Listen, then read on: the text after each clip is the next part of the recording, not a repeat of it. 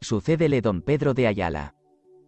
Vacante así la silla episcopal de Canaria, fue nombrado a ella don Pedro de Ayala, deán de Toledo y embajador que había sido por los reyes católicos cerca de Enrique VII, rey de Inglaterra.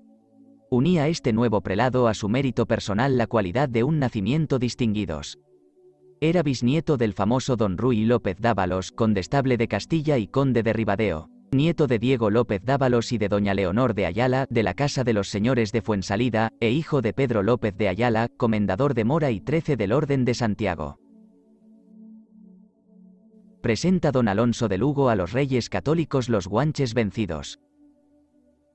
Por este mismo tiempo, si creemos a nuestros historiadores, o poco antes, había pasado también a España el general y gobernador don Alonso Fernández de Lugo, con la mira de presentar al pie del trono los 9 reyes rendidos en la toma de Tenerife, y de hacer personalmente a sus altezas una relación circunstanciada de la naturaleza de la isla, y de la serie de sus victorias. Acompañábanle en este viaje todos aquellos militares que no quisieron establecerse en el nuevo país. A la sazón estaba la corte en la villa de Almazán. Don Alonso mereció de los monarcas una audiencia particular, en que les presentó sus cautivos. Es tradición que nuestro conquistador no dudó asegurar a los señores reyes católicos que, a la verdad, acababa de someter a la corona de Castilla una isla fértil y deliciosa, pero que solo podría ser útil 200 años. Véase aquí una anécdota ajena de toda verosimilitud. Ningún general rebaja el precio de sus conquistas, y sería menester que aquel jefe ignorase todo lo que puede la cultura, la paciencia, la industria, la economía y la constante aplicación de los hombres en un clima benigno, o que solo previese cuánto un fatal gobierno pudiera serle pernicioso. Lo cierto es que los monarcas católicos recibieron un extraordinario placer con el espectáculo que los príncipes guanches les ofrecieron. Admitiéronlos benignamente a un besamano público y les hicieron algunas mercedes y regalos.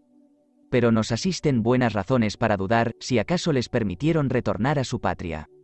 Núñez de la Peña lo asegura. Con todo, es más probable que la política de aquellos tiempos se opuso a este género de piedad. No era entonces máxima muy corriente dejar en un país recién conquistado, sujetos que con facilidad podrían ponerse a la cabeza de los malcontentos o díscolos. El ejemplo de la sublevación de las Alpujarras era en el día el objeto de las atenciones del ministerio.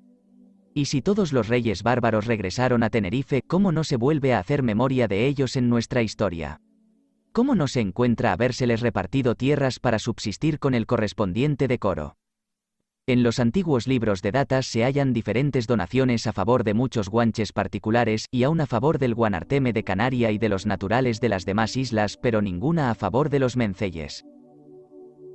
Puede añadirse a esta reflexión, lo que escribe el continuador de la historia eclesiástica del abad Fleury: cuando los españoles, dice, se apoderaron de Tenerife, estaba gobernada esta isla por un rey que hicieron salir del país. Pasó a Venecia, en donde causó admiración la novedad y lo extraño de su figura, de su manera de vestir, de su lengua y de sus costumbres. Este rey que, a lo que podemos colegir, era Benchomo de Taoro, tenía en su persona con qué llamar la atención de los venecianos si estamos a la pintura que de ella nos dejó un autor. Y parece que no fue sola su hija Dácil, mujer de Gonzalo García del Castillo, la que aseguró en islas su posteridad, supuesto que el apellido de Benchomo todavía suena en algunas familias. Lamentable extinción de la nación guanchinesa. ¿Cuántos se interesan por la antigua nación de los guanches y quisieran ver subsistente con algún lustre la estirpe de aquellos soberanos para monumento de una baronía noble, venerable y original, no podrán dejar de sentir que, en esta parte, fuese tan injusto el modo de pensar de nuestros primeros pobladores y colonos?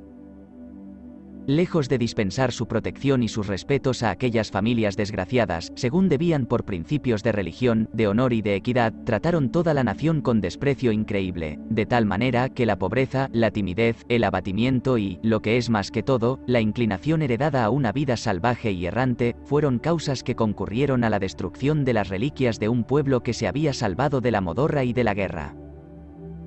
Tenemos demasiadas pruebas del horror con que los europeos miraron a los guanches, y de la extrema miseria a que estos se hallaban reducidos en los capítulos de instrucción que, en 1532, entregó el ayuntamiento de Tenerife a Rodrigo Núñez de la Peña, su diputado a la corte. Allí se encuentra uno, relativo al establecimiento de una santa hermandad, conforme a las que había en España, a fin de contener a los isleños. Otro sí, decía, suplicamos a VM haya remedio en los continuos hurtos e robos de ganados, e colmenas, e otras cosas del campo, que se facen en esta isla, porque, como la tierra es demasiadamente fragosa, los naturales de ella e de estas otras islas comarcanas son muy ligeros, e usados de andar por los riscos e asperezas e peñas, por donde los castellanos les es imposible andar.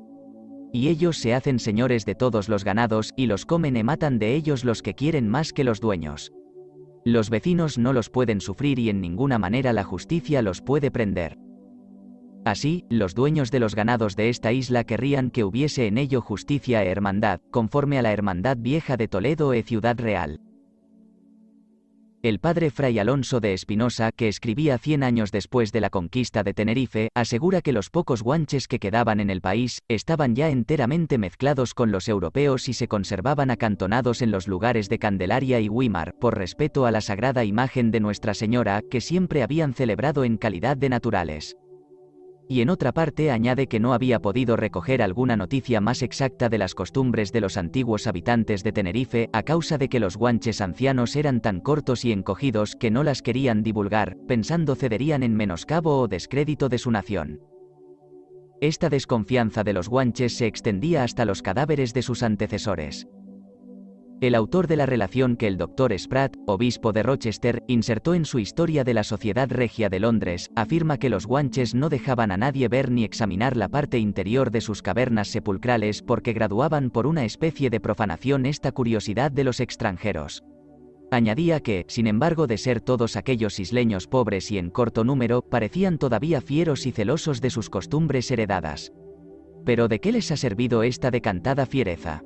Aquella gente ha cesado ya de formar cuerpo de nación, y se puede decir que no existen en Tenerife otros verdaderos guanches que las momias o cuerpos embalsamados que se encuentran en aquellas cuevas antiguas que les sirvieron de panteones. De estas momias debemos decir lo mismo que el ilustrísimo Bossuet asegura de las de Egipto, esto es, que una larga serie de ellas era más propia que nuestros árboles genealógicos para perpetuar la memoria de una familia porque, al ver los cuerpos de sus ascendientes, se acordaban fácilmente los hijos de sus virtudes y se excitaban a imitarlas. Expedición del adelantado a las costas de África. Ya es conveniente colocar la expedición que don Alonso Fernández de Lugo emprendió a las partes fronterizas de Berbería, a vuelta de su viaje de la corte de los Reyes Católicos. Había recibido órdenes aquel jefe para que, en consecuencia de su carácter de capitán general sobre las referidas costas desde el cabo de Guera al de Bojador, pasase con un armamento a construir en ciertos parajes de ellas algunas torres capaces de sojuzgar la comarca.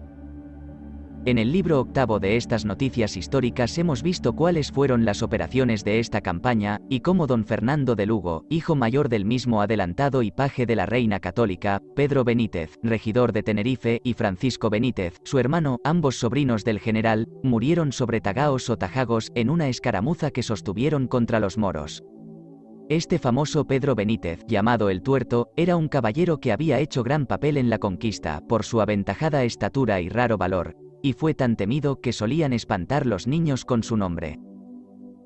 El conjunto de estos sobresalientes méritos y servicios inclinó el real ánimo de los señores reyes católicos a conceder a don Alonso Fernández de Lugo la merced del título y dignidad de adelantado de las Islas de Canaria para sí y sus sucesores legítimos. Todos saben que el oficio de adelantado equivalía al de presidente de la audiencia o gobernador de una provincia que juzgaba de todas las causas civiles y criminales y militares en grado de apelación. Y aunque nuestros escritores no nos dicen en qué tiempo empezó don Alonso de Lugo a intitularse adelantado, yo jalo que fue a mediado el año de 1501, según se deduce de los libros capitulares de datas de los repartimientos de Tenerife y sus reformas. Para ellas se habían asociado 4 sujetos de la mayor integridad, a quienes confirió sus poderes. Estos árbitros tasadores de la fortuna de sus conciudadanos hicieron, si estamos al cómputo de Núñez de la Peña, 992 donaciones. Los principios de economía que siguieron fueron 4. Primero, distribuir las tierras de regadío por suertes pequeñas. Segundo, dar algunas de secano a centenares. Tercero, tener en más consideración a los conquistadores que a los simples pobladores y a los de a caballo que a los soldados de infantería. Cuarto, no excluir de este beneficio a los naturales de las islas. Pero como, a pesar de este desinterés, no podían faltar malcontentos, determinó la Corte que el licenciado Juan Ortiz de Zárate pasase en 1506 a la isla de Tenerife para que, en calidad de juez reformador de las tierras y aguas, hiciese un nuevo examen, capaz de sosegar el espíritu de los vecinos. Este reformador, que tuvo poco que reformar, señaló el tiempo de su encargo, confirmando las asignaciones que de las dehesas comunes habían hecho para pasto de los ganados el adelantado y regidores, en 7 de septiembre de 1501.